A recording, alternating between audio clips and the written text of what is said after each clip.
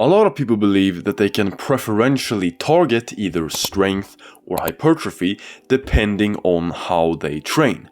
Like for example doing heavier weights and lower rep ranges for strength, and lighter weights or more moderate weights and higher rep ranges for hypertrophy. But contrary to popular belief, this is not how it works. Hello everyone, my name is Alphonse. As you obviously can tell, I'm far from the biggest guy giving fitness advice on YouTube, but I'm an absolute super mega nerd when it comes to everything about exercise, and I have been completely obsessed with learning as much as I possibly can about it ever since I was 14 years old. And so if you're humble enough to listen to someone like me who isn't absolutely huge and might even be smaller than you who's watching this right now, then I could definitely teach you some stuff and help you to make some better progress. See, when you first start doing any new exercise, in the beginning your strength in that exercise is mainly going to improve due to something called neurological adaptations, which is when your brain and your nervous system improves the efficiency of muscle contraction so it can recruit the motor units that it already has more efficiently. So basically your body becomes better at using the strength that it already has for that particular lift or activity. And after that happens, in order for your body to be able to improve the strength of the muscles, it has no other option than to add more contractile tissue, to grow more muscle. And so after neurological adaptations have been maxed out, your body literally cannot produce an increase in muscular strength without also producing an increase in muscular size, and vice versa of course. But now you might be wondering, how then could this be the case when there are people who are not very muscular but who are still extraordinarily strong for their size, or who can lift a lot of weight in certain exercises? Well, this is because your ability to lift some amount of weight in an exercise doesn't just have to do with the strength of the muscles, how much force the muscles can produce. It also has to do with other things like leverage, which is influenced by things like your bodily proportions. For example, if you are someone who has shorter arms and shorter legs, you are going to be able to bench and to squat more because your muscles are working against a shorter lever. And another big thing that also impacts the leverage that your muscles have is of course also the muscle insertions. Another thing that also impacts how much weight someone can lift is their muscle quality, which is how much force the muscle can produce relative to its cross-sectional area. And some people just have higher muscle quality than others, and so two people can have the exact same sized muscles, but one person will be able to produce more force with their muscles because they have higher muscle quality. And so some people basically just have better muscles than others, like their muscles are better at doing their job, at producing force. And another thing that also impacts how much weight you can lift is your neurological efficiency, which is how many motor units your body can recruit in the muscle at the same time. And so someone with higher neurological efficiency is going to be able to produce more force with the same amount of muscle mass as someone else because they can use more of their muscle at once. Now, what does this all mean? This means that sometimes you're going to see someone who is not very muscular, but who is still extremely strong. And people will think, well, they must be doing something special with their training to get that ratio of strength to hypertrophy, but that is not the case. Because what did they really do to get that ratio of strength to hypertrophy? The answer is nothing. They simply just had parents with the right genetics for those qualities.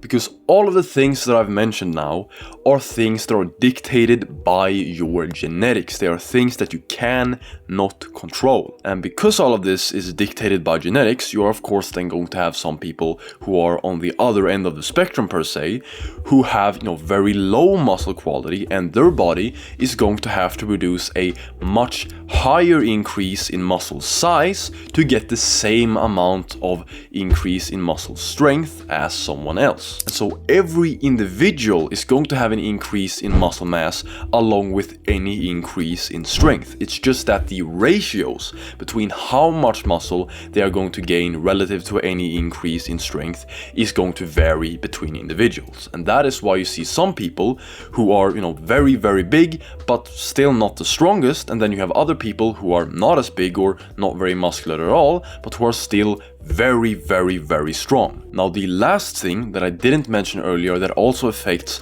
how much weight you can lift in any particular exercise is also skill. If we are talking about lifting as much weight as possible in an exercise, like for example doing a 1 rep max in something like a bench press or a squat or a deadlift or an overhead press, etc., then it is still not purely about the strength of the muscles and all these other things also that I mentioned earlier. It is also about skill. If you had two people with the exact same bodily proportions, the exact same muscle insertions, and neurological efficiency and muscle quality and the exact same strength, and you had them perform a 1 rep max in something like a bench press, but one of the individuals got to practice the bench press beforehand while the other one did not, then they would have different 1 rep maxes. Not because one is stronger than the other, but because one is more skilled at that particular lift than the other. Like I said earlier, their body has become more efficient at that particular movement because of neurological adaptations. And so the reason why competitive lifters and powerlifters train a little bit different from bodybuilders is because they aren't just concerned about, building strength and building muscle. They also have to practice the specific skills of the competitive lifts that they are doing in order to be able to move as much weight as possible in them. And if you didn't understand everything that we have talked about genetics and the differences between the two, you might look at these two different groups of people and think that they look differently because of how they train. But again, that is not the case, because even if both of the groups think that they are training for two different things, they're actually both training for strength. The only difference is, again, that the powerlifters and competitive lifters have to practice the specific competitive lifts, and that's why they train a little bit differently from bodybuilders. And if you were to put all of the bodybuilders on a powerlifting program and put all of the powerlifters on a bodybuilding program, and you weren't to change anything about their diet or anything like that, after a year they would still look the same. The bodybuilders wouldn't start looking like powerlifters, and the powerlifters wouldn't start looking like bodybuilders, because they look like they look because of their genetics, and they excel in the different sports. Bodybuilders excel in bodybuilding because they have genetics that help them excel in that specific sport, and the powerlifters look like they look and excel in what they excel in because they have genetics that help them excel in powerlifting. And so, moral of the story, you cannot specifically train for either strength or hypertrophy.